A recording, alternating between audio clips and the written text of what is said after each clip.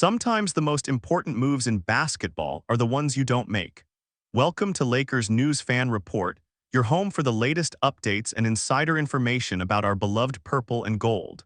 I'm here to bring you exclusive analysis that goes beyond the headlines, and what I'm about to share with you today might completely change how you view everything that's been happening in Los Angeles this season.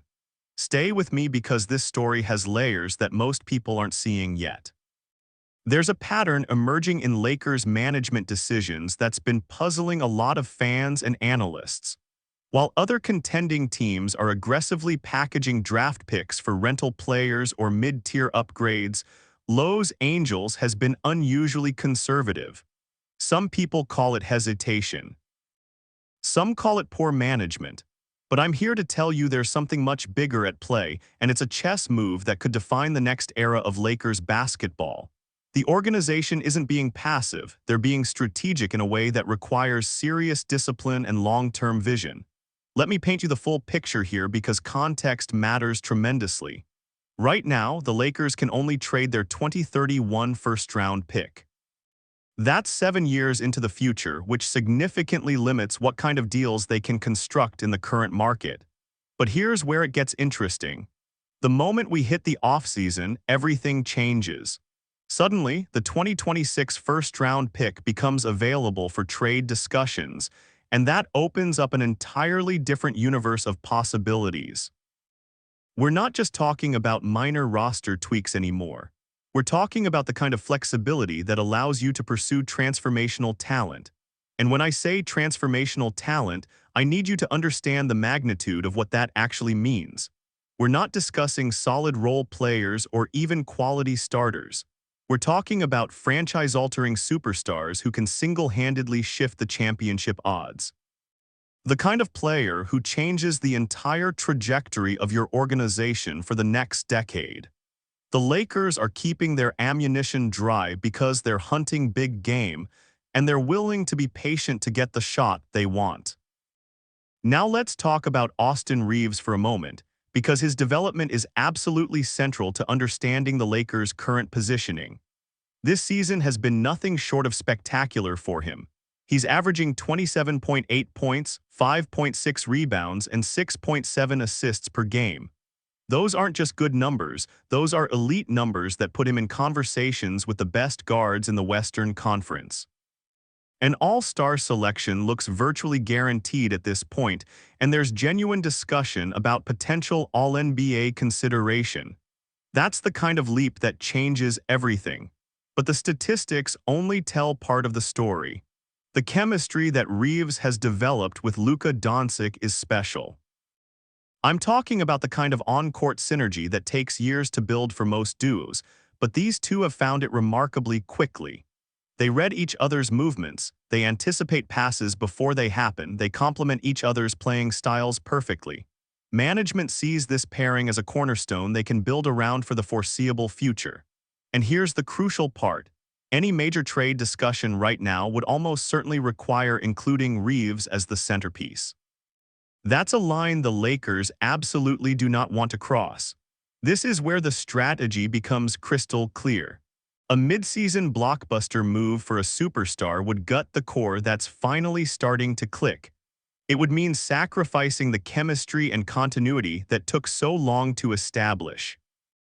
Unless we're talking about a situation where an elite player forces their way out and specifically demands Los Angeles as a destination, the Lakers are content to wait. They're playing the long game, and there's real wisdom in that approach. The offseason presents advantages that simply don't exist right now. LeBron James will be a free agent. Rui Hachimura will be a free agent. Several other contracts come off the books entirely, which creates substantial financial flexibility that doesn't exist in the current roster construction. The Lakers can suddenly maneuver in ways that are impossible during the season.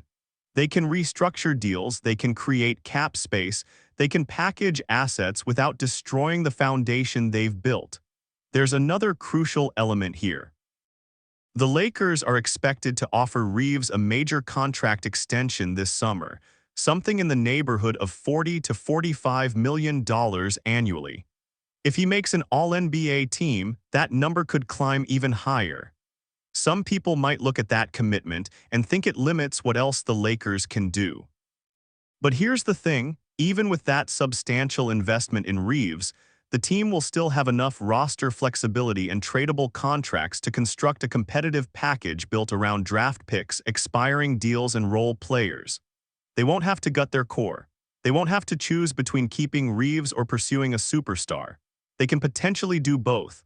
Now I need to talk about something that sent shockwaves through the entire league recently. A certain two-time MVP and one of the most dominant players in basketball completely scrubbed his social media accounts of all team-related content. For those who follow the NBA closely, you know exactly what kind of signal that sends. It's not subtle, it's not accidental. When a player of that caliber starts distancing himself from his organization publicly, it means conversations are happening behind the scenes. It means uncertainty about the future. It means the situation is far more fluid than anyone previously believed. Reports have emerged indicating that this player and his representation have begun serious discussions with their current team's management about long-term direction. We're not talking about routine contract extension talks. We're talking about fundamental questions about fit, about championship aspirations, about whether staying put makes sense anymore. And when a player of this magnitude starts asking those questions, every team in the league starts paying attention. Now, several teams are positioning themselves to be ready if this situation develops into something actionable. The Knicks have been mentioned prominently because of their draft capital and young assets. The Spurs have cap flexibility and a bright future. The Heat have a proven track record of landing big names. But here's what matters to us as Lakers fans. Los Angeles is absolutely in this conversation. Not on the periphery, not as a long shot, but as a legitimate destination that this player would seriously consider. And here's where I need you to really focus because this is the heart of everything. Multiple credible reports indicate that Luka Doncic himself has been actively encouraging Lakers management to explore the possibility of acquiring Giannis Antetokounmpo. Yes, you heard that correctly, Giannis Antetokounmpo, the Greek freak. The two-time MVP, one of the 5 best players on the planet, Luka is pushing for it. That tells you everything you need to know about how seriously Los Angeles is taking this opportunity. Imagine for a moment what that roster would look like. Luka Doncic orchestrating the offense with his elite playmaking and scoring. Austin Reeves providing secondary creation and shooting. And Giannis Antetokounmpo as an unstoppable force in the paint and in transition. That's not just a championship contending core, that's a dynasty-building core. That's the kind of big three that would dominate the Western Conference for years. The defensive versatility alone would be suffocating. The offensive firepower would be overwhelming. It would instantly vault the Lakers back into the conversation as title favorites. Now, I'm not going to sit here and pretend this is easy to pull off. Landing Giannis without giving up Reeves or Luka is complicated. The trade framework would need to be creative. It would likely involve those future first-round picks, including the 2026 and 2031 selections that become available in the summer. It would probably require taking on some salary to make the numbers work. Role players would need to be included. Expiring contracts would need to be leveraged. But here's the crucial point, it's not impossible. There are scenarios where the Lakers can construct a package that satisfies Milwaukee without gutting the core pieces they want to keep. The key is patience. The Lakers are betting that by waiting until the offseason, they'll have maximum flexibility to make this happen. They'll have more tradable assets available. They'll have cap space to work with. They'll have the ability to bring in a third team to facilitate if necessary. All of those options disappear if they panic now and make a desperation move that uses up their valuable draft capital for a lesser player. Think about the timeline here. Giannis is 29 years old. He's in his absolute prime. He has at least 5 more years of elite production ahead of him.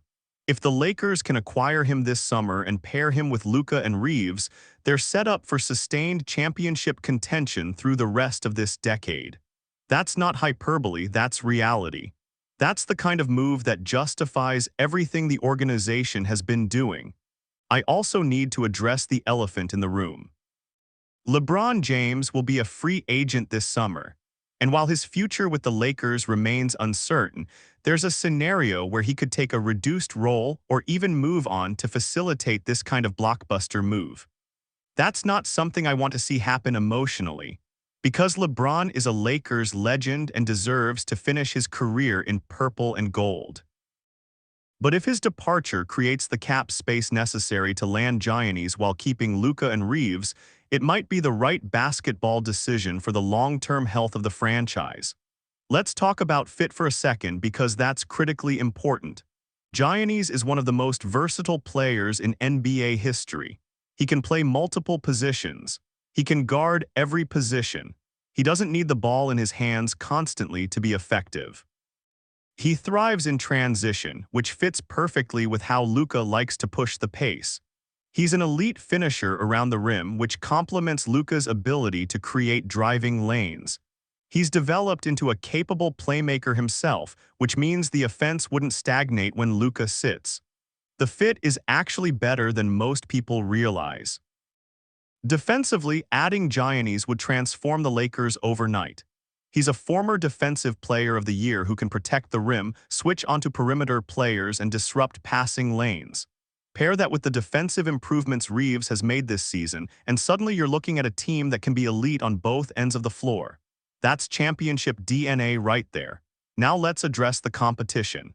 Yes, other teams are going to pursue Giannis aggressively if he becomes available. The Knicks have assets, the Spurs have cap space and a young core, the Heat have culture and a proven track record with stars. But here's what the Lakers have that those teams don't: Los Angeles. The market, the brand, the history, the glamour. For a player of Giannis's stature who has spent his entire career in a small market, the allure of playing in LA for the most iconic franchise in basketball history cannot be understated. That matters. It matters in free agency and it matters in trade negotiations when a player can indicate his preferred destinations. There's also the Luka factor. Giannis and Luka have tremendous mutual respect. They've spoken highly of each other in multiple interviews. The opportunity to team up with another generational talent in his prime could be extremely appealing to Giannis, especially if he's frustrated with the situation in Milwaukee. Playing with Luka means not having to carry the entire offensive burden every single night. It means better spacing. It means easier scoring opportunities. It means a legitimate path to championships. I want to be clear about something. This isn't guaranteed to happen. There are numerous obstacles and competing interests. Milwaukee might convince Giannis to stay. Another team might put together a better package. Giannis might prefer a different destination. But what matters is that the Lakers are positioning themselves to be in the conversation. They're maintaining the flexibility to make a serious push. They're not wasting their assets on short-term fixes that would eliminate this possibility. This is the kind of strategic thinking that separates good organizations from great ones. It's easy to make a splash move that generates headlines but doesn't actually improve your championship odds. It's much harder to be patient, to preserve your assets, to wait for the right opportunity even when fans are demanding action. The Lakers are doing the harder thing, and I believe it's the smarter thing. Let me share my honest opinion as a lifelong Lakers fan who has lived and breathed this franchise through every up and down. I absolutely love this approach. I know it's frustrating to watch other teams make moves while we stand pat. I know fans want to see aggression and urgency. But I've watched this team make too many panic moves over the years that ended up hurting us in the long run. I've seen us trade away picks and young players for rentals that didn't work out. I've seen us sacrifice the future for marginal improvements in the present. This time feels different. This time we have real discipline, we have a clear target, we have a plan that could actually lead to sustained dominance. The thought of Giannis in a Lakers uniform is intoxicating. Watching him throw down lobs from Luka, protecting the rim on defense, leading fast breaks, dominating in the playoffs. That's not just a dream, that's a realistic possibility if everything falls into place. And the fact that we can pursue this without destroying everything we've built with Luka and Reeves makes it even more exciting. We could have our cake and eat it too. We could have a big three that rivals anything in the league. I'm choosing to be optimistic here. I'm choosing to believe that Rob Pelinka and the Lakers' decision-makers see what we all see. They understand that Giannis becoming available is a potential franchise-altering opportunity. They're willing to be patient and strategic to maximize our chances. And when the summer comes, when all our assets are available, when we have maximum flexibility, I believe we're going to make a serious push. Whether we land him or not remains to be seen, but I love that we're in position to try. Now I want to hear from you. Do you think the Lakers should go all in for Giannis this summer? Are you comfortable with the patient approach, or do you want to see moves made right now? How would you feel about potentially moving on from LeBron to make room for Giannis? What package would you be willing to give up to make this happen? Drop your thoughts in the comments below because I genuinely want to know where Lakers Nation stands on this. If you want to stay updated on every development in this story as it unfolds, make sure you're subscribed to Lakers News Fan Report. Hit that subscribe button and turn on notifications so you don't miss a single update. This is going to be the biggest storyline of the offseason, and I'll be here breaking down every report, every rumor, every development as it happens. Share this video with other Lakers fans who need to understand what's really going on behind the scenes. Let's build this community together and get ready for what could be the most exciting summer in Lakers history. Until next time, let's go Lakers.